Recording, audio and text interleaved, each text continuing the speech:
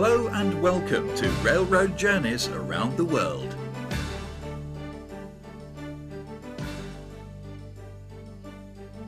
In this volume, we'll be looking at the distinctive railroads of France. The Eiffel Tower has been a landmark of French engineering excellence for well over a century now.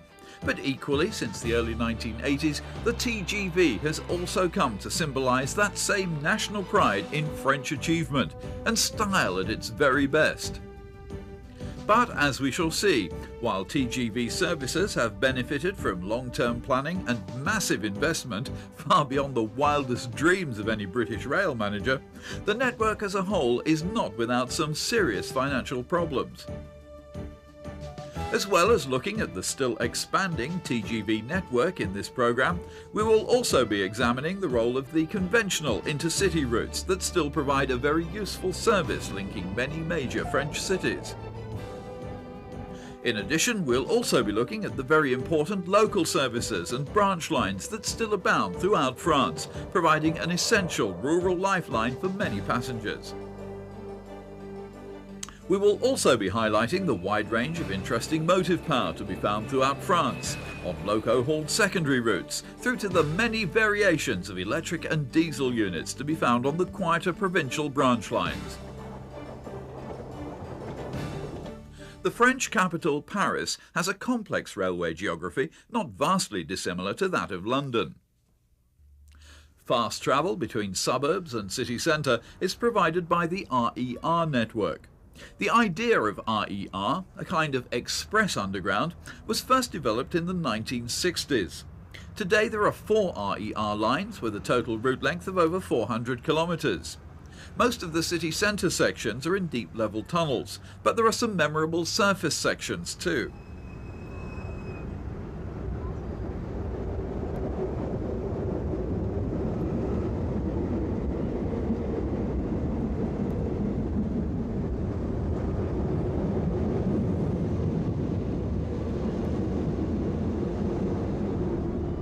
The original Train Grande Vitesse line, the TGV Sud-Est, provides the principal rail link between Paris and France's second city, Lyon. The Paris gateway to this pioneering high-speed service is the Gare de Lyon, one of Paris's finest as well as busiest mainline stations. This perhaps rather confusingly named Gare de Lyon, it is after all located in Paris and not in Lyon, is situated on the right bank of the River Seine, within walking distance of Notre Dame and the Bastille, and with all other major Paris attractions only a short metro ride away.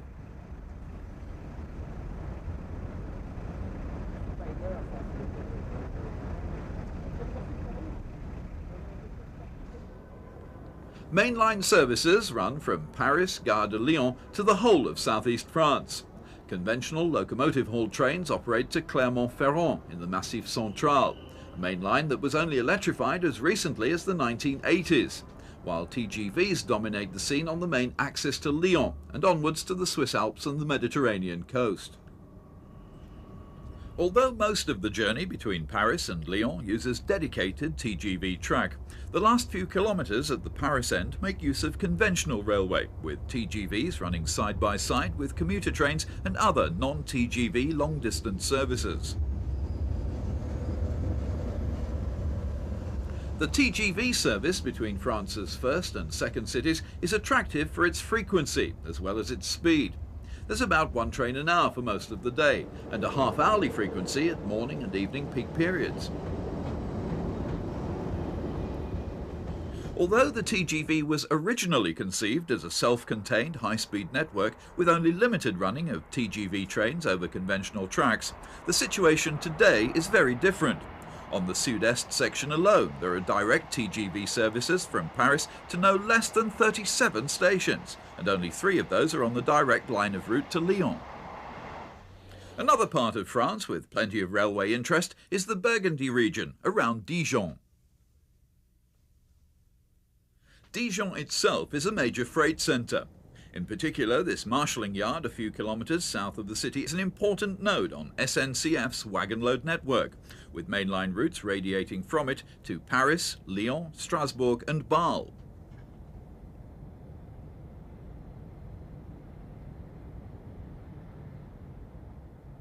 The track layout at the north end of Gevrey Yard includes an unusual return loop.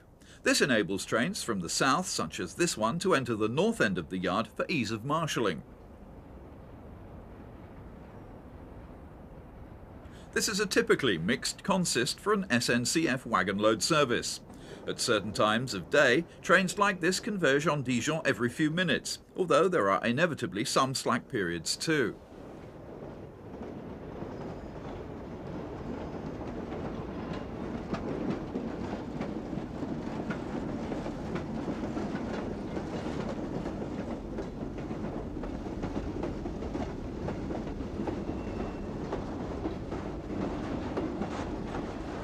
The freight scene on SNCF as a whole has been one of gradual but significant decline in recent years. The total freight tonnage conveyed in 1992 was 132 million tonnes, a 21% decline compared with 1982 and a 40% decline compared with 1972. Nevertheless, SNCF retains rather a larger share of the French freight market than trainload and rail freight distribution do in Great Britain.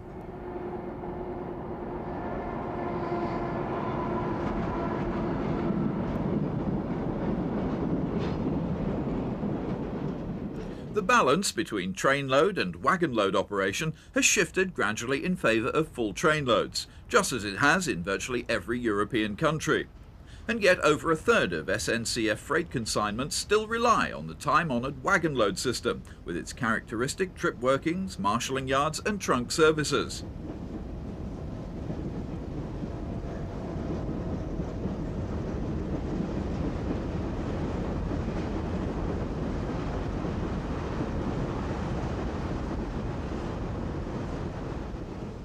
In the late 1980s, SNCF simplified its wagon load operations by combining what were originally two separate networks, Régime Ordinaire and Régime Accéléré, into a single network, with most trunk trains, such as this one, timed to run at 100 km an hour.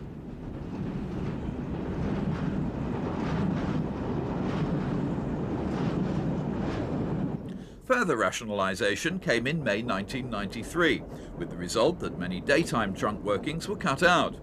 However, even after successive cutbacks, the sheer size of the SNCF wagon load system makes Rail Freight Distribution's residual European wagon load network look very feeble indeed.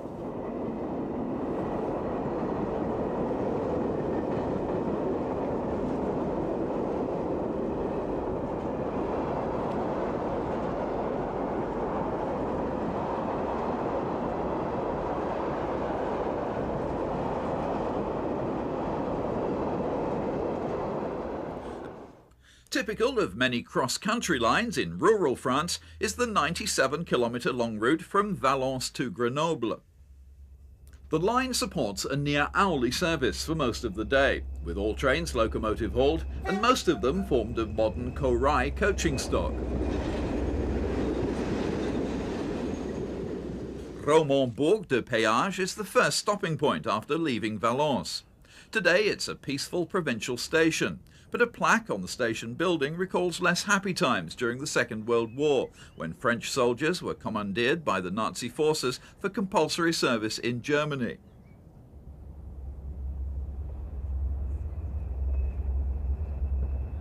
This 72,000 class locomotive, with its unmistakably French styling, is SNCF's most powerful diesel type. A total of 92 of them were built in the late 60s and early 70s.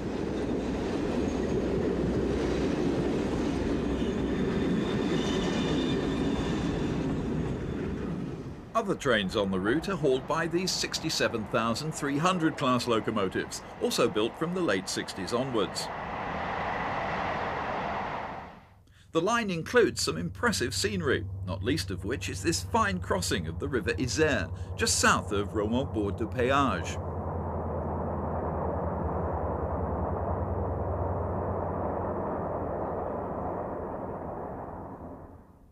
For rural services of a more local nature, SNCF operates about 400 2- and 3-car diesel multiple unit sets. This 3-car version was built in the mid-70s and still carries the one-time standard blue and white multiple unit livery.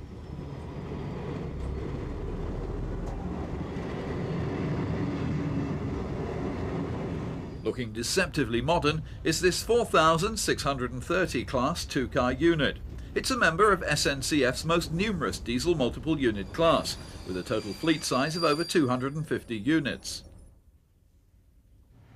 In fact, these units were introduced as long ago as the 1960s, but many have received new front ends in recent years, as well as a complete internal refit. The white and blue livery is one that's been adopted by the Basse Normandy Regional Council for its local services. Responsibility for financing many local rail services in France now rests with the regions, with the trains still provided by SNCF.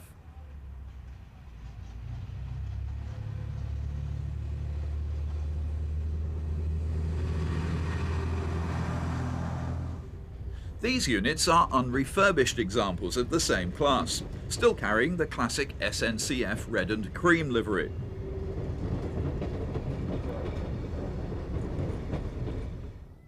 Amiens station is familiar to many British travellers, as it lies on the old main line between Calais and Paris. It's a good place to observe a variety of both electric and diesel traction, with multiple unit stock prevailing on the various local services radiating from Amiens.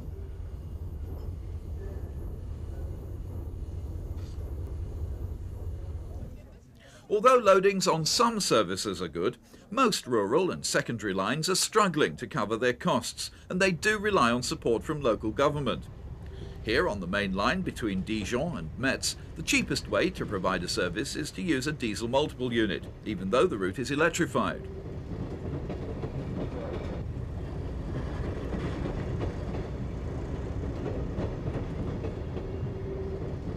In addition to its extensive fleet of diesel multiple units, SNCF operates over 100 single-unit railcars. These may run with up to 2 trailers, but for many services a single car is adequate. A distinctive variation on the traction theme are SNCF's 48 gas turbine units. These were built in the late 1960s and early 70s, but are progressively being withdrawn as some of the lines they worked over are being electrified.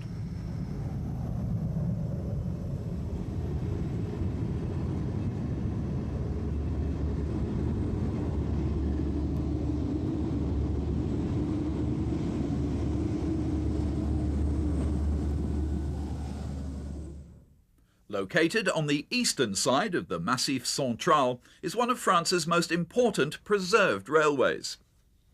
This densely wooded, rugged terrain in the department of Ardèche isn't perhaps the most obvious place to find a railway, but towards the end of the 19th century a whole network of meter-gauge lines was built to link the region's small towns and villages, with a total route length of just over 200 kilometres. Today, most of that network is just a memory. One section closed down in 1952, and by 1968 the whole system was moribund. However, in 1969, this 33-kilometre stretch between Tournon and La Mastre was reopened under private ownership to become what is today known as the Vivarais Railway.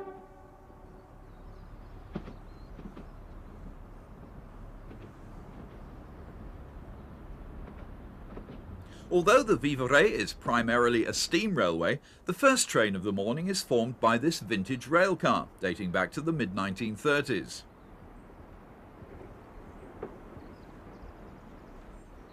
The approach to Tournon is highly unusual, as the meter gauge rails are interlaced with the standard gauge SNCF freight line along the west bank of the Rhône.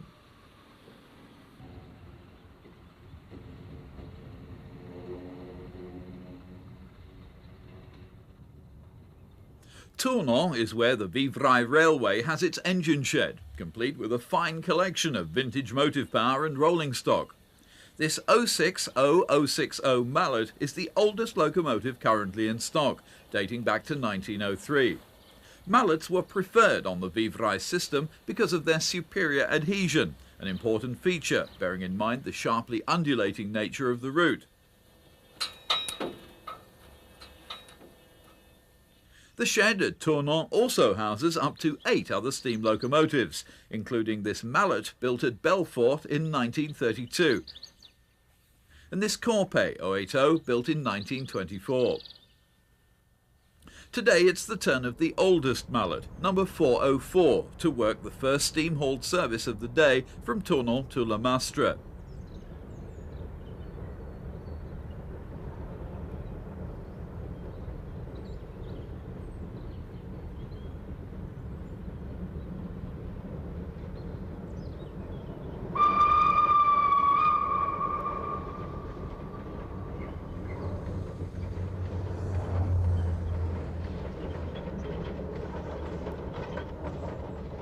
The journey, although it only covers 33 kilometres, is timed to take a leisurely 2 hours.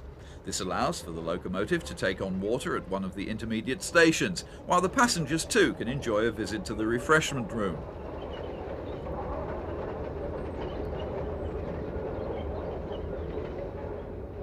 The Vivarais Railway has a splendid collection of rolling stock, some 35 vehicles in total. Not all of those vehicles have always belonged to the Vivarais. Many have been brought here from other meter gauge lines in France, including the now defunct system in Brittany.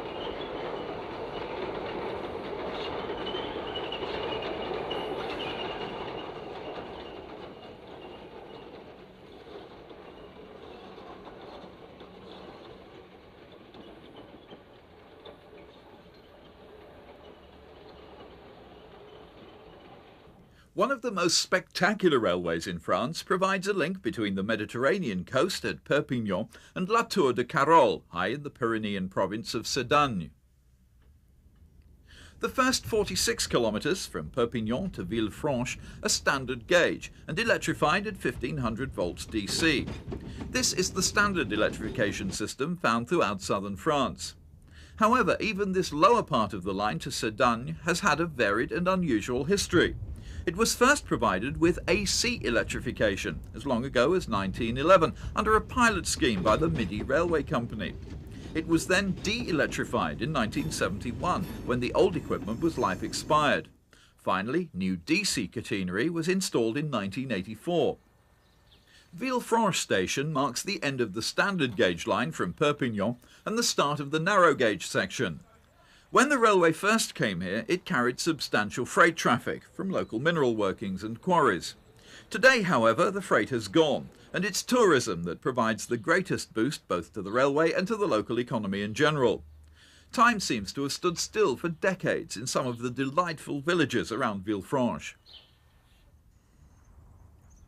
The rolling stock that's used today on the re-electrified stretch between Perpignan and Villefranche comprises these two-car 7300 class electric multiple units, painted in the white and yellow livery adopted by the region of Languedoc-Roussillon.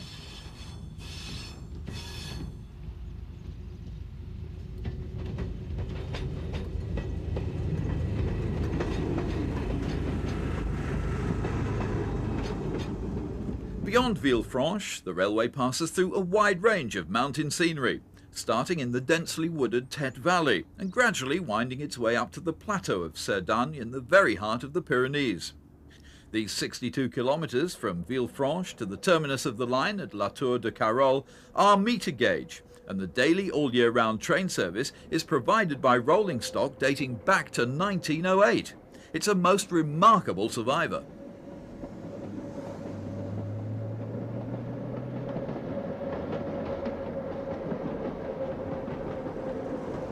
This line of the Petit Train Jaune, the little yellow train, is most unusual on SNCF in being electrified at 850 volts DC, with the current being carried on a raised third rail, tube style. The only other similar line runs from Gervais to Vallorcine in the Alps. The 2.5-hour journey from Villefranche to La Tour de Carol begins with a gentle meander alongside the River Tête, passing through typical Pyrenean villages such as this delightful example at Olette. From here on, the line climbs sharply, with lengthy gradients of between 1 in 25 and 1 in 17.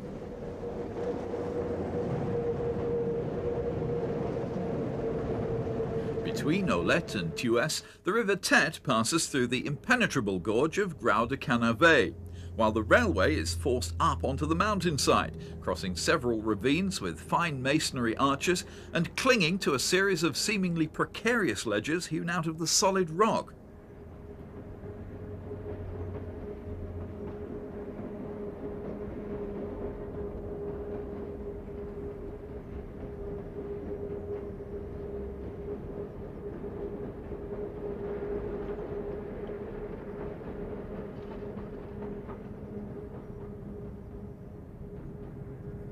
Of the 15 viaducts between Villefranche and La Tour de Carol, the Séjourné near Fontpédrousse is surely the most impressive, striding majestically over the valley of the Tête with the riverbed some 65 metres below.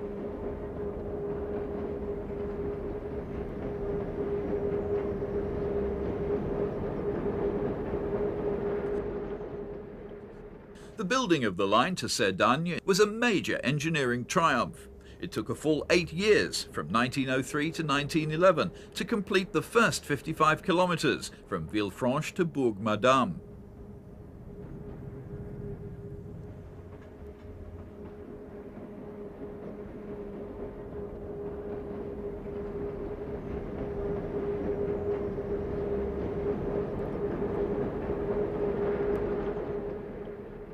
At Fontpédrousse, the morning train from Villefranche to La Tour de Carol enjoys a few minutes respite, while the balancing working clears the single line ahead.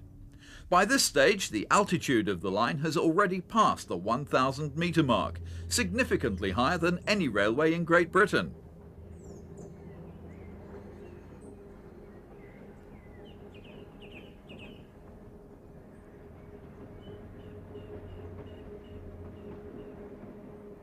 While Perpignan basks in warm Mediterranean sunshine, it's still very much winter on this upper section of the line to Cerdagne, even in the middle of April.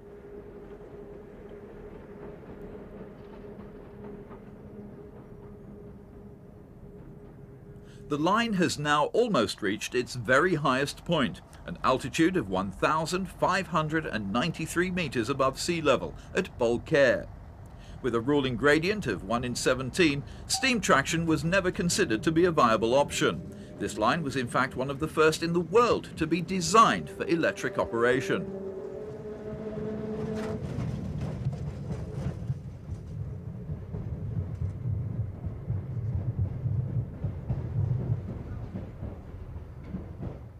As it reaches the plateau of Cerdagne, the Petit Train Jaune takes a leisurely detour to reach several small villages. Neatly avoiding the Spanish enclave of Yvia, the line describes a huge curve of over 180 degrees as it descends gently towards the frontier town of Bourg-Madame.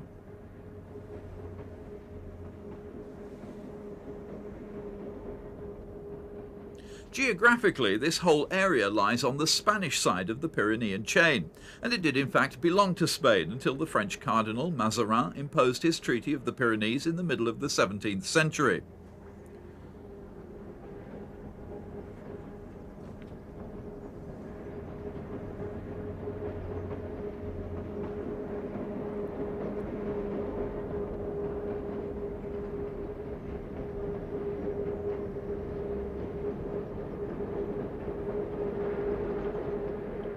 Today, one of the main industries of Cerdagne is tourism, attracted not just by the superb scenery, but also by the exceptionally pure mountain air, and the fact that Cerdagne has one of the highest annual sunshine quotas in Europe.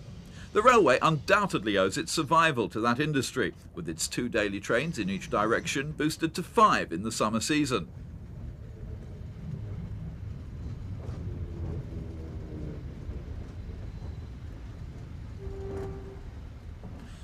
Bourg-Madame is the original terminus of the line, opened in 1911. The final 7 kilometres from here to La Tour de Carol were a much later addition, finally opening to traffic in 1927. It's remarkable that this line has only ever been worked by a single generation of rolling stock. The vehicles available for use today include 14 power cars and 14 trailers, plus 2 non-passenger carrying vans for special duties such as snow ploughing. The vans were also used for freight until that ceased in 1974.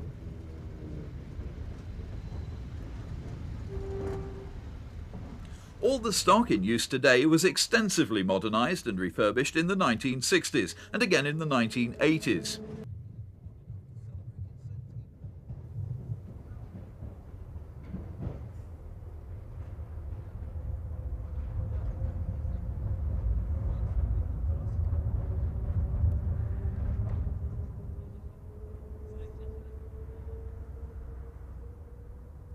The international station of La Tour de Carol is, uniquely for France, the meeting point of three different track gauges: Spanish broad gauge, French standard gauge and French meter gauge.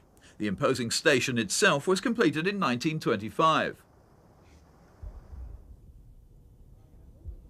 Facing south are bay platforms for the meter gauge Petit Train Jaune and for the broad gauge line to Barcelona.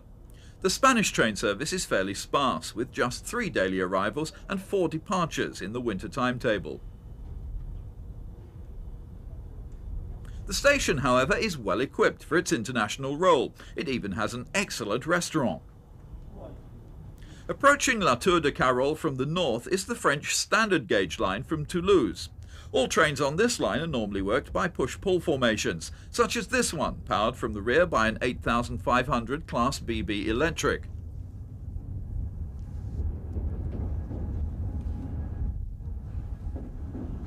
The stock looks oddly suburban, in a setting that could scarcely be further removed from suburbia, a 2.5-hour cross-country journey through the sparsely populated Pyrenean foothills. This lunchtime arrival from Toulouse is timed to connect with the 13:19 departure to Barcelona. These days, passport and customs facilities are very low-key, all housed in a compact building on the Spanish platform.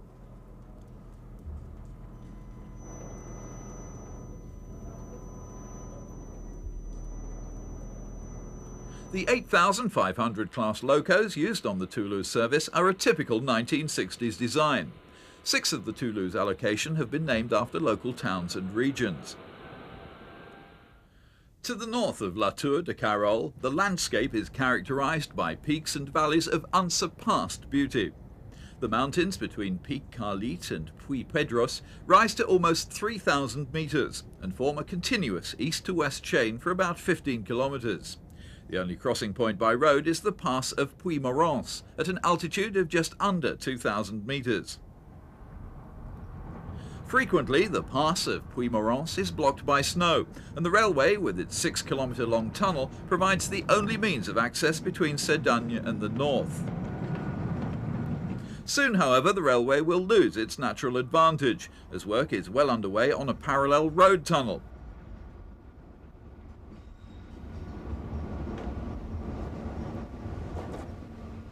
When that day comes, the approach roads on each side will doubtless become swamped by even heavier traffic, while the future of this beautiful railway hangs in the balance.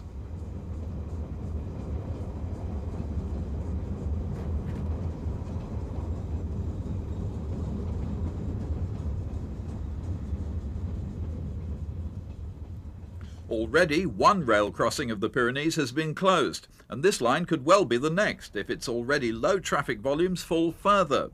If closure were to take place, the only remaining rail links between France and Spain would be the 2 coastal routes, Mediterranean and Atlantic.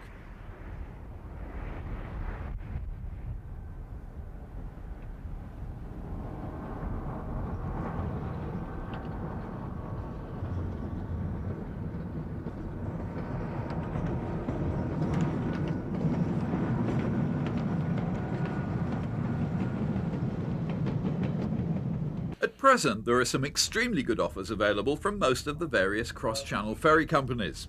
If you're travelling from the north of England, we've found the North Sea Ferries route from Hull to Zeebrugge to be an unbeatable way of reaching Europe. The big advantage here is that it's possible to enjoy a relaxing crossing and inclusive meal before retiring for a good night's sleep in a well-appointed berth. The arrival time of 8 AM the next morning also allows plenty of time for an excellent breakfast before landing in Belgium. Customs formalities are swift, and it's usually possible to be across the border and into northern France within an hour of docking. Until the tunnel opens for regular traffic, the only other present options are to fly direct to Paris or one of the regional airports. Although fast, this is quite expensive. If you decide to investigate car hire, you should also budget for slightly more than UK prices, for both rental and petrol.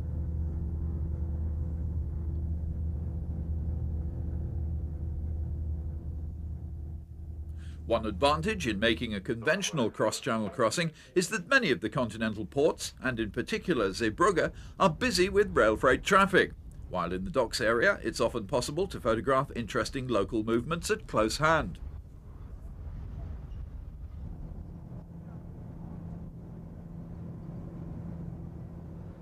For those wishing to travel around France by rail, there are two viable alternatives.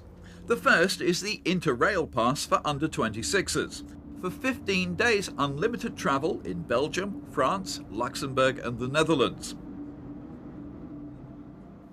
Or alternatively, the France Vacances Pass is available from major stations for 9 days travel for non-French residents. Bear in mind though that reservations are the norm in France, and that on TGV services in particular they're compulsory. Ironically, French timetables are very hard to come by, although most stations can supply either this somewhat abbreviated national timetable or a selection of route timetables. The main problem with the commercial timetable in particular is the lack of listings for intermediate stations, which often makes estimating passing times very difficult. One alternative is to make use of the Thomas Cook European timetable.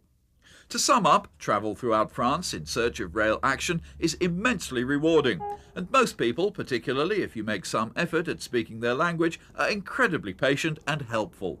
Although the glamorous TGV services inevitably capture the limelight, a large number of conventional trains throughout France also provide a fast and comfortable service on many long-distance routes. The quality of SNCF passenger accommodation took a leap upwards in the mid-1970s, when the first Corail stock was introduced. The word Corail is a shortened term of comfort rail. As well as providing an improved ride and better soundproofing, the Corail design was the first to incorporate air conditioning for first and second class seating. SNCF now has over 3,000 Corail coaches on its books. SNCF also has over 2,000 older coaches, mainly built in the 60s for use on less prestigious services.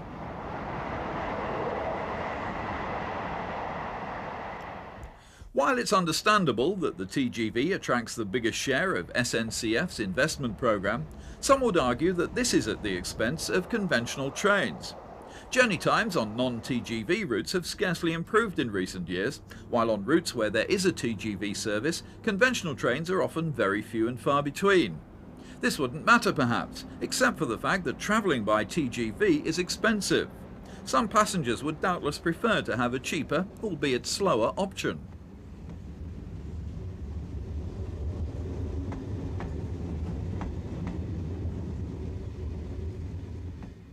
One of the most important traffic centres in the northwest of France is Nantes. With its total population of 260,000, Nantes is big enough to support a modern and efficient rapid transport network, as well as extensive facilities for mainline passenger and freight traffic. Rail transport in its various forms is alive and well in the attractive city of Nantes. On the north side of the city, the tram tracks parallel the busy freight-only line from Carquefou, one of the main centres for wagon-load freight traffic in Nantes. This train, headed by an 040 shunter of the ubiquitous 7400 class, is a trip working from Carquefou to the main marshalling yard at Nantes-Blottereau. The wagons are returning empty for their next duty, having conveyed a load of mineral water to Carquefou for final distribution by road in the Nantes area.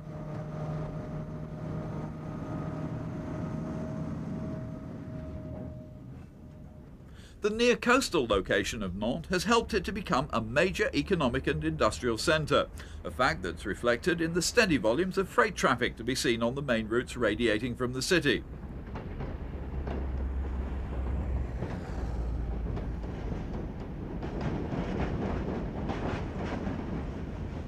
This working, hauled by a 63,500 class Bobo diesel electric, has come from La Roche-sur-Yon, some 180 kilometres to the south.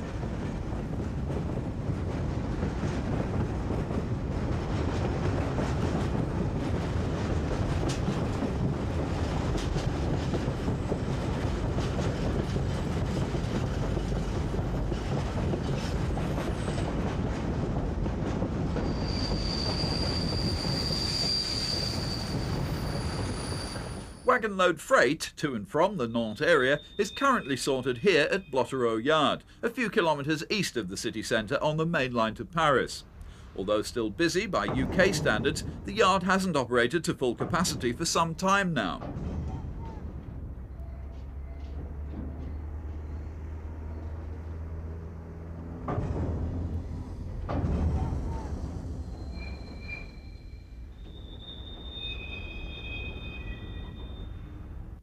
Nantes Blottereau is a full-scale mechanised hump yard.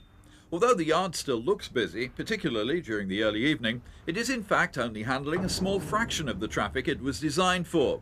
Substantial losses of wagon load traffic in recent years has meant that many similar-sized yards throughout France are severely underutilised. This particular train consists largely of empty wagons. One of the limitations of rail freight is that it's rarely possible to run wagons loaded in both directions. In the Nantes area, there is approximately twice as much incoming traffic as outgoing, and many flows require specialised wagons, for which no suitable backload traffic can be found.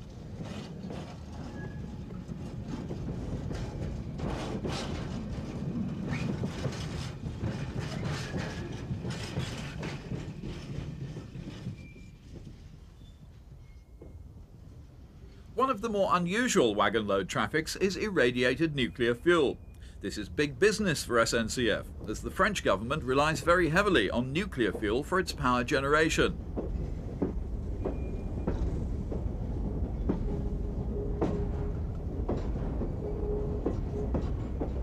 Unfortunately, the problems of wagon load traffic are the same throughout Europe. The infrastructure required to handle individual wagons is highly complex and correspondingly expensive to operate and maintain.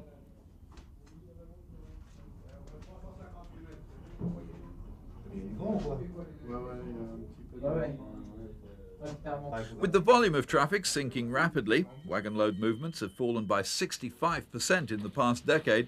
There's no way that this kind of infrastructure can remain viable. This means existing traffic flows will in future have to be sorted at Saint-Pierre-des-Corps at Tours. However, even with the Nantes Blottereau and two other yards at Rennes and Ambérieu now closed, SNCF still retains a much more extensive network for wagon load traffic than British Rail did, even in the heyday of Speedlink.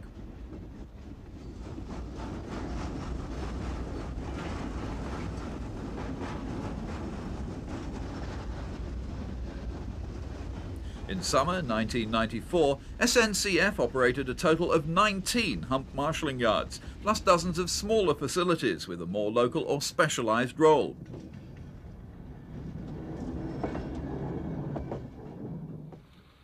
The second group of TGV lines to be built now serve the west of France and are known as the TGV Atlantique. One branch of the TGV Atlantique runs to Le Mans. This was open to traffic in 1989, slashing the journey time between Paris and Le Mans from 1 3/4 hours in the early 1980s to just 54 minutes today. Through services to Brittany have also been speeded up. The second branch of the TGV Atlantique runs to Tours, linking up with the classic main line to Bordeaux.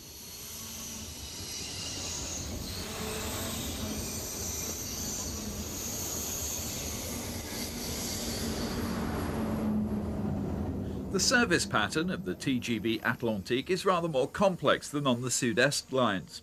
This is because, whereas much of the Sud-Est traffic is concentrated on the main artery between Paris and Lyon, the TGV Atlantique has no equivalent single core flow. Instead, trains diverge at various points from the main route to serve a wide range of different destinations. On the northern branch of the TGV Atlantique via Le Mans, there are regular through services from Paris to Nantes and to various towns in Brittany, including Rennes and Quimper. The design of the TGV Atlantique trains is closely modelled on the original TGV Sud-Est stock, but with a number of detail differences and improvements. Outwardly, the roof profile of the Atlantique power cars has been realigned to give a sleeker, more streamlined appearance. There's also the new livery, intended to emphasise that this is the second generation of TGV units.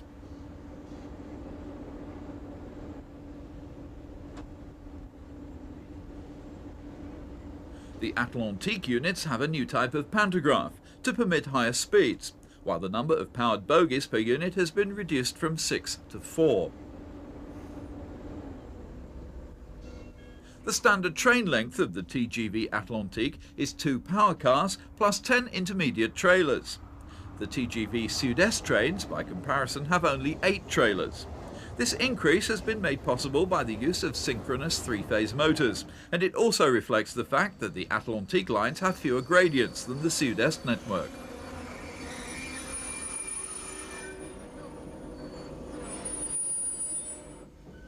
Altogether, there are 105 TGV Atlantique units in service, each providing seating for 485 passengers.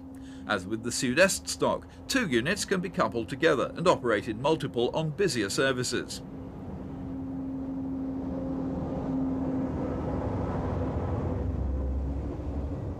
The first few kilometres of the TGV journey from Le Mans to Paris are over conventional tracks, shared with local trains, as well as with the few remaining non-TGV intercity services to Paris via Chartres. On sections like this, the TGV driver must obey trackside signals, just like any other train. The special cab signalling that all TGVs are fitted with can only be used on dedicated track.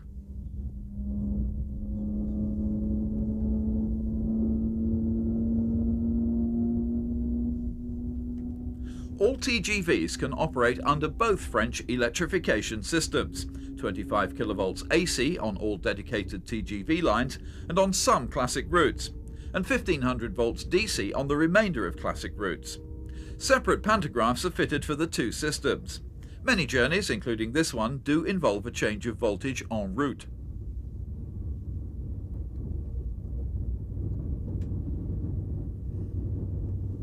It takes many years of training and experience before an SNCF driver is passed to drive a TGV. Normally, he or she will have spent at least 12 years on slower forms of traction, gradually progressing through the ranks in order to reach the top status of senior mainline driver.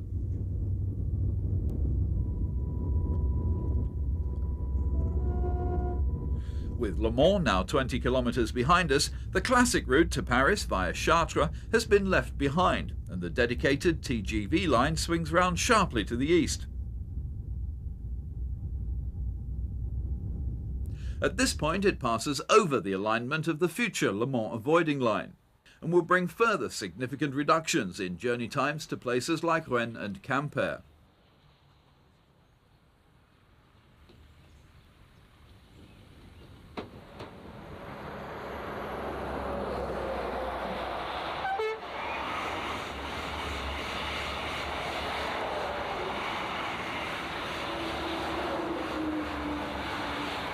Once on dedicated track, the TGV Atlantique has a maximum speed of 300 km an hour, compared with 270 km an hour on the earlier Sud-Est line.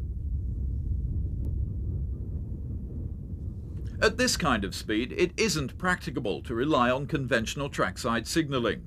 Human reaction just isn't fast enough. That's why a special system of cab signalling was developed for the TGV. The basis of the system is the distance it takes for a train to stop, which is about 8 kilometers at the TGV's maximum speed of 300 kilometers an hour.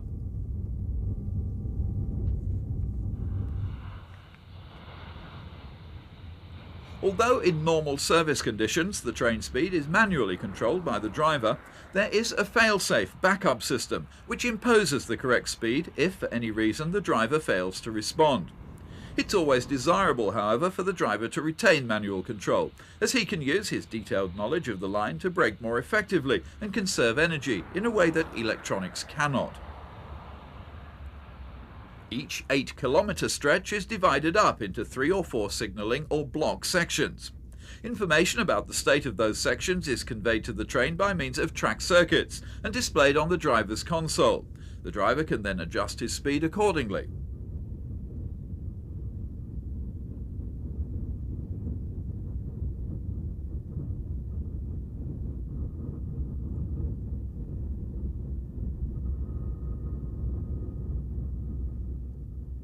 We're now nearly halfway from Le Mans to Paris. The junction coming up is where the line from Tours converges.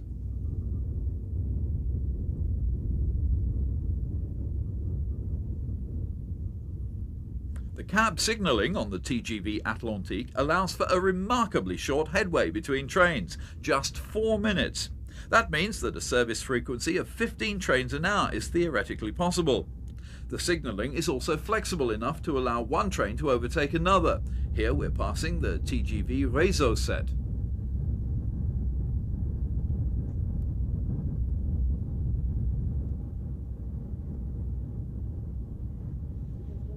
The TGV Atlantique has been a huge commercial success, as well as a remarkable feat of engineering. In 1991, over 19 million passengers used the TGV Atlantique, or to put it differently, there was a daily ridership of some 52,000.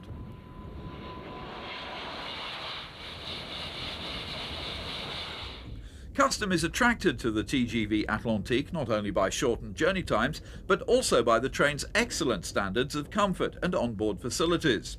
The specially fitted pneumatic suspension gives such a smooth ride that often you're scarcely aware that you're moving at a speed of around 180 miles an hour.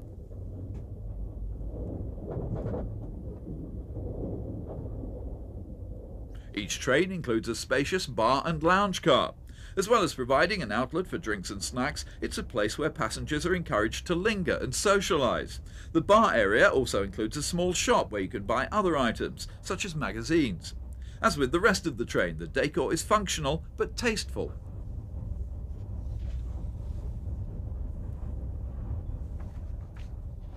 The TGV Atlantique network, as it stands today, comprises some 280 kilometres of dedicated route. The total cost of the project at 1990 prices was just over 10 billion, that's 10,000 million French francs, or about £1 billion. Not a sum that the British government would care to spend in a hurry on public transport infrastructure. And yet the TGV Atlantique produces a very satisfactory rate of return, currently 12%, or 23% if socio-economic factors are taken into consideration.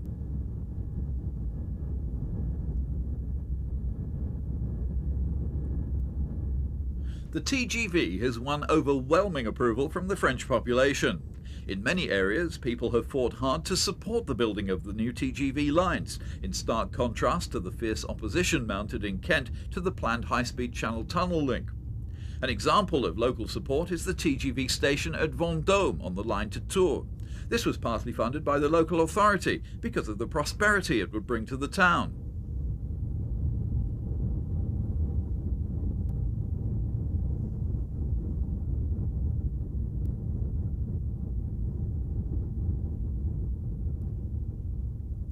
One reason for the high cost of TGV Atlantique, proportionately a lot higher than TGV Sud-Est, was the need for environmental protection measures, especially in the Paris suburbs.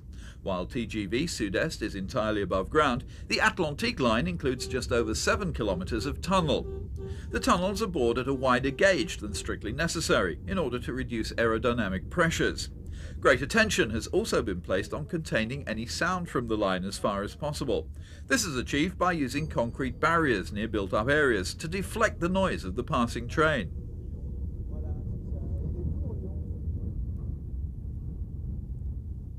The final approach to Paris Montparnasse is made over conventional tracks, but this is only for the last 5 kilometres and isn't a significant handicap as far as journey times are concerned.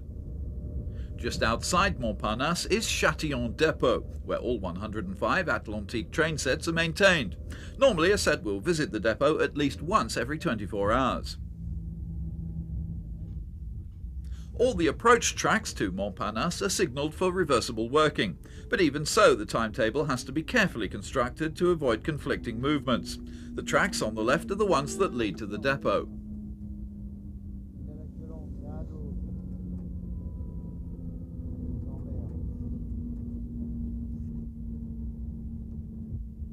As the station platforms finally come into view, the skyline is dominated by the Montparnasse Tower, the tallest tower block in Europe. Montparnasse Station is now the second busiest mainline terminus in Paris, thanks largely to the advent of the TGV. Prior to 1989, trains from Paris to Tours and the southwest of France used to depart from Austerlitz Station and use the classic route via Orléans.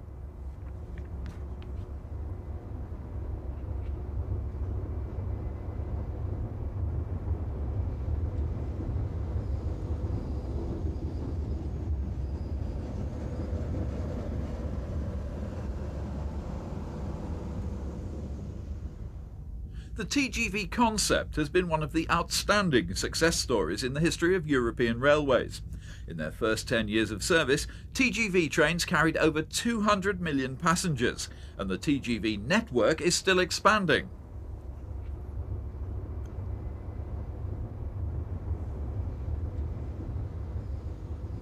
Several extensions to existing routes are planned. Avoiding lines are also under construction around Paris to allow through working between the new TGV Nord and the existing network south of the capital. The trains themselves are also evolving rapidly. In particular, the world speed record-breaking run of 515 kilometers an hour in 1989 was a hint of what might just be possible at some point in the future, funds permitting. Until the recent heavy losses, there was even talk of developing a freight-only class of TGV.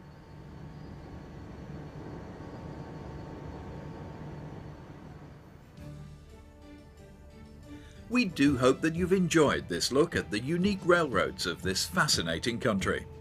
Bye for now.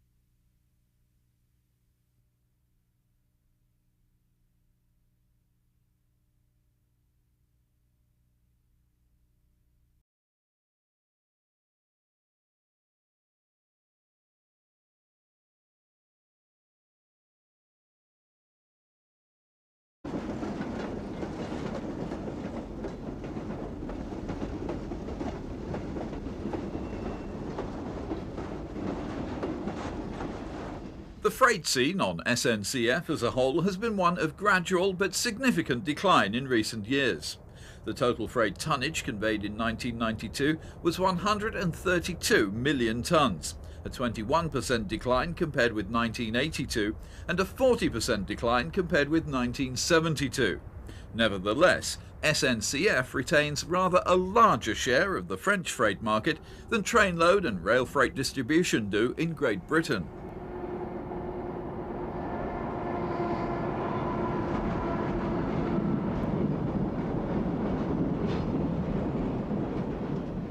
The balance between trainload and wagon load operation has shifted gradually in favour of full trainloads, just as it has in virtually every European country.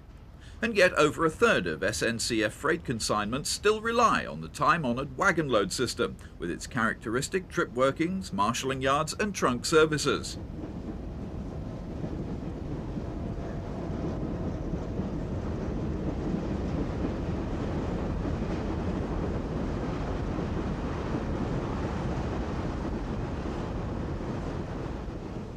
In the late 1980s, SNCF simplified its wagon load operations by combining what were originally two separate networks, Régime Ordinaire and Régime Accéléré, into a single network, with most trunk trains, such as this one, timed to run at 100 kilometers an hour.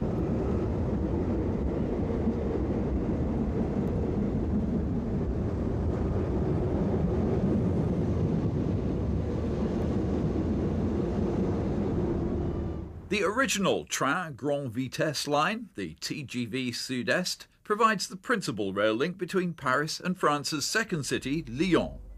The Paris gateway to this pioneering high-speed service is the Gare de Lyon, one of Paris's finest as well as busiest mainline stations. This perhaps rather confusingly named Gare de Lyon, it is after all located in Paris and not in Lyon, is situated on the right bank of the River Seine, within walking distance of Notre Dame and the Bastille, and with all other major Paris attractions only a short metro ride away.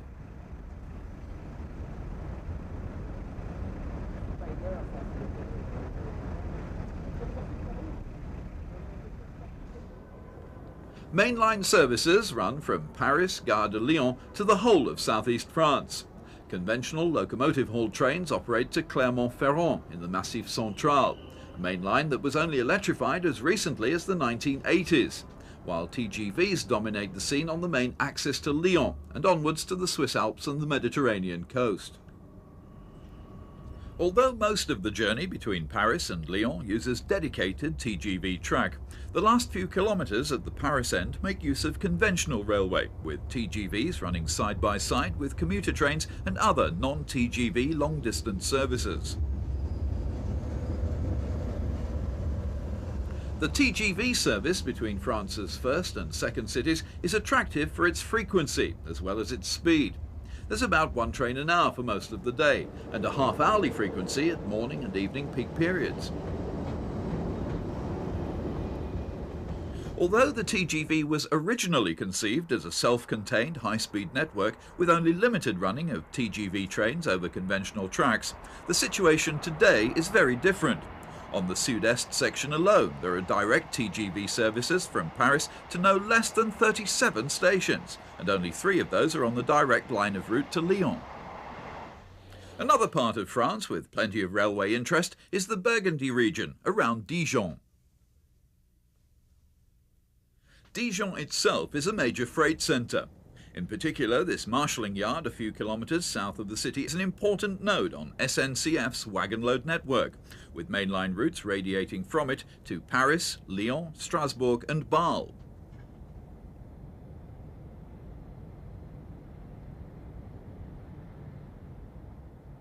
The track layout at the north end of Gevrey Yard includes an unusual return loop. This enables trains from the south, such as this one, to enter the north end of the yard for ease of marshalling. This is a typically mixed consist for an SNCF wagon load service. At certain times of day, trains like this converge on Dijon every few minutes, although there are inevitably some slack periods too.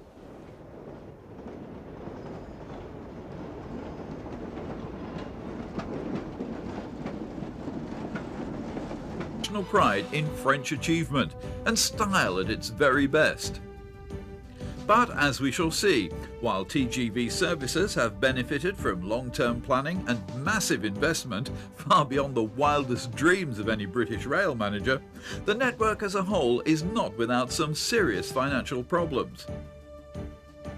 As well as looking at the still expanding TGV network in this programme, we will also be examining the role of the conventional intercity routes that still provide a very useful service linking many major French cities. In addition, we'll also be looking at the very important local services and branch lines that still abound throughout France, providing an essential rural lifeline for many passengers.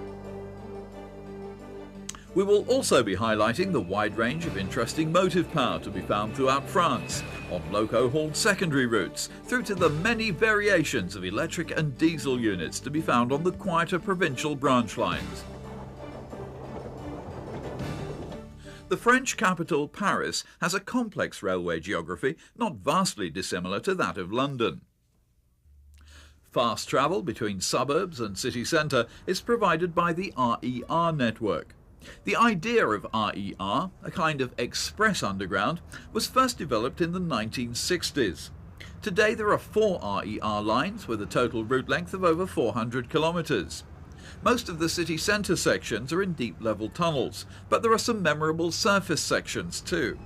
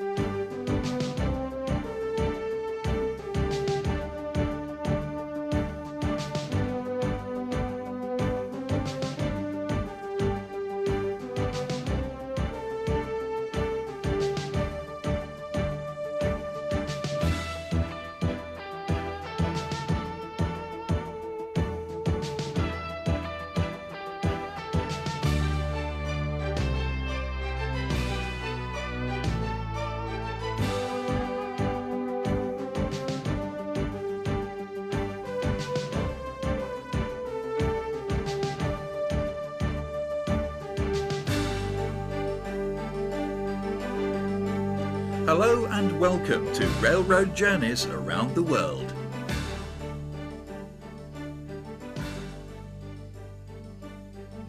In this volume, we'll be looking at the distinctive railroads of France. The Eiffel Tower has been a landmark of French engineering excellence for well over a century now. But equally, since the early 1980s, the TGV has also come to symbolise that same national